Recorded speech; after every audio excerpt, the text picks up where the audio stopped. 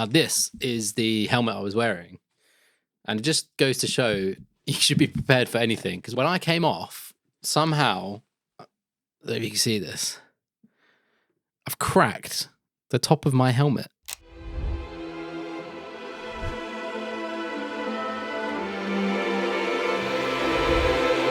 Hello friends, welcome back to Willie's Wheels. I hope you're all doing really well, and you'll notice a bit of a different video than what you're used to from me here on the channel. We're in the living room. There's a really good reason for that, and I'm really excited to be filming this video because you are joining me at square one of my journey into off-road riding.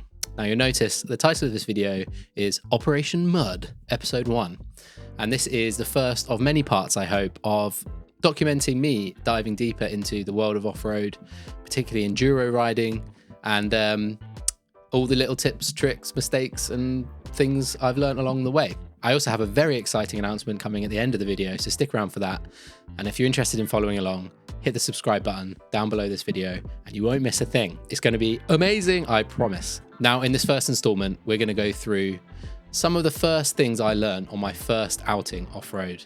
Now, recently I had the opportunity to join my friend Max Howard out on Salisbury Plain to help him shoot the new Triumph Tiger 900 Aragon edition, which he had on loan. It also meant we'd have a full day out in all the technical off-road sections to have a proper play. And I'd be lying if I said I wasn't a little intimidated and scared. Max is a super confident off-road rider. He'd just been down in Ecuador shredding a Tenere on the beach with horses. It was like literally like every motorcyclist's dream. And I'm looking at that and thinking, how am I going to keep up with you? But we survived. And I'm here to tell you some of the top things that I took away from that experience. Some things I'd recommend and some things I definitely wouldn't do if you're heading out for the first time. Now, something I've learned in life quite quickly is you can very easily take for granted knowledge that you acquire doing lots of different things and life experiences or learning online, places like YouTube.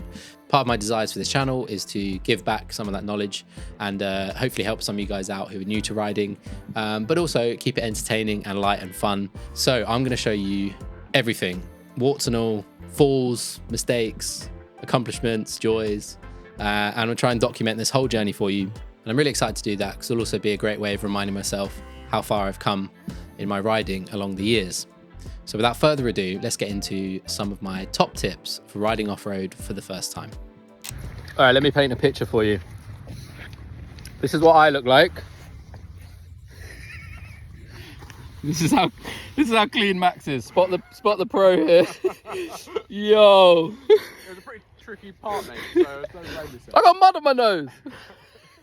Now, for a little context, I am not a novice rider. I've been riding for 8 years on the road here in London and obviously all around the UK. Done lots of long distance travel through Europe on the road, but I'm a complete novice off-road. And what surprised me the most, I think, about my experience on that one day was just how out of my depth I felt immediately. I feel super confident on my bike when it's on the road, but as soon as it's on gravel or mud, that just went completely out the window and I got super stiff. And I was really quite amazed. It was a humbling experience. And I think that's why I've caught the bug, I guess, because it feels like I'm starting again for the first time. And when I first bought my Triumph Scrambler 1200 XE, I had high hopes of, learning the ropes off-road, learning all the basics on that bike. But something I've quickly found, and it's probably very obvious to more seasoned riders, is it's not really the most appropriate bike to be learning on. It's big, it's tall, it's heavy, it's 230 kilos wet. And all of those things are kind of working against you when you're trying to learn the basic maneuvers. Learning number one is go with a friend or go with a group. First things first, it'll be way more fun because you can kind of have a laugh as you go and share experiences, but also mainly from a safety point of view, if you drop your bike, which you definitely will at some point, it's good to make sure you've got people there who can help you lift your bike back up, and particularly if you get injured or something, you've got support there. I wouldn't recommend going out on your own for the first time or ever really, if you can avoid it, because it's just good to have that support network there. Now in front of me, I've got some pictures and videos of the experience at Salisbury Plain, and it's quite clear to see I dropped my bike a few times. Clean, nice. I got a broken number plate and I got mud everywhere. Oh.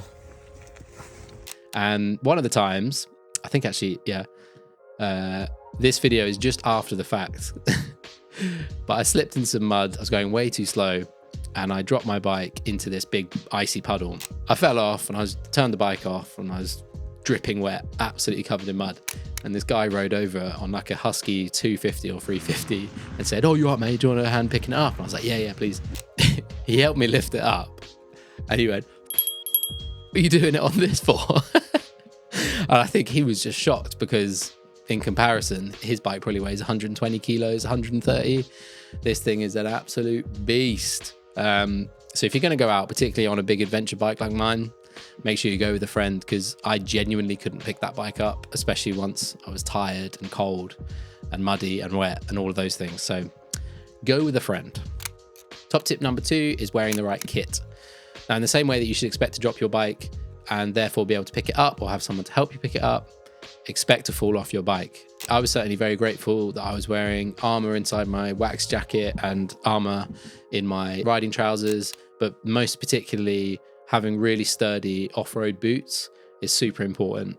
I've heard lots of stories from friends of people going over not really a dramatic fall, but injuring their ankles, and ankles are very complex joints. So the last thing you want to do is, go out in trainers or work boots or something and mess your ankle up and get into trouble and then probably not ride for a really long time. So make sure you're wearing the right protection. It will mean you're more confident going into corners or tricky sections because you've got that extra layer of protection, but it also means you're going to avoid, having a disaster. On that note, if you have any recommendations of bits of clothing or protection that I should be wearing, particularly as I get more into enduro riding, please let me know in the comments below. It'll also help people who are viewing this video. I'll pin one of the helpful answers down below. Any top tips, any pieces of kit you wouldn't go without. I'm certainly grateful I had what I had on there, but I'm sure there's more that I could be wearing and doing to protect myself. Tip number 3 is around your posture. And this is something I absolutely have not mastered, but quite quickly learned what not to do. Now, when you're riding on the road, your brain and your body are connected and you learn how the bike feels.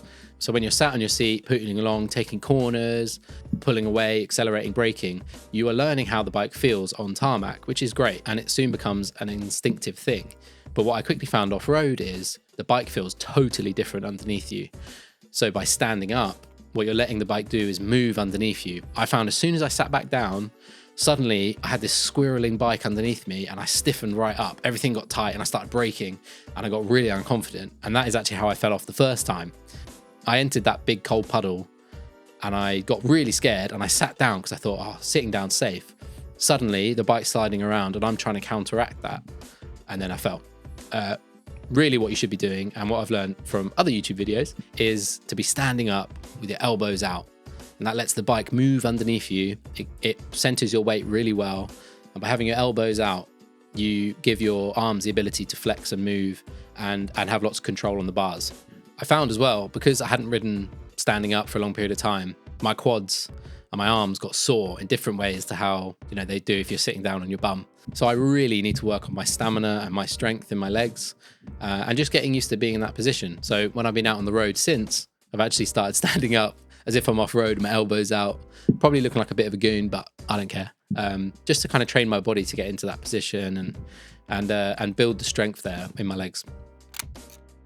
Fourth tip is perhaps consider going to riding school or to an enduro school before you go out off-road for the first time with your pride and joy. Often these places will rent you bikes like a 250 or 350, which are really light and maneuverable, easy to pick up, easy to control, and you get direct feedback then from the inputs that you're putting in. Something I found with my big bike is it took a lot of effort to move the mass around, to counteract little slips and stuff like that. And while that's good, center of gravity is quite low and it kind of would chug through mud, I found I had to put in a lot of kind of bodily inputs, which when you're learning, if you do it the wrong way, it's going to get bad real quick. I've actually been recommended a place called Desert Rose, which is down here in the south of England. And apparently they're a great school where they'll teach you the basics. You can pay them for a day. They give you all the kit. And then you can go with friends and do a group thing, or you can join another group. And it's a kind of semi-safe space for you to experiment, try out, get a feel for the bike before you go and take your pride and joy out and potentially, make a mistake.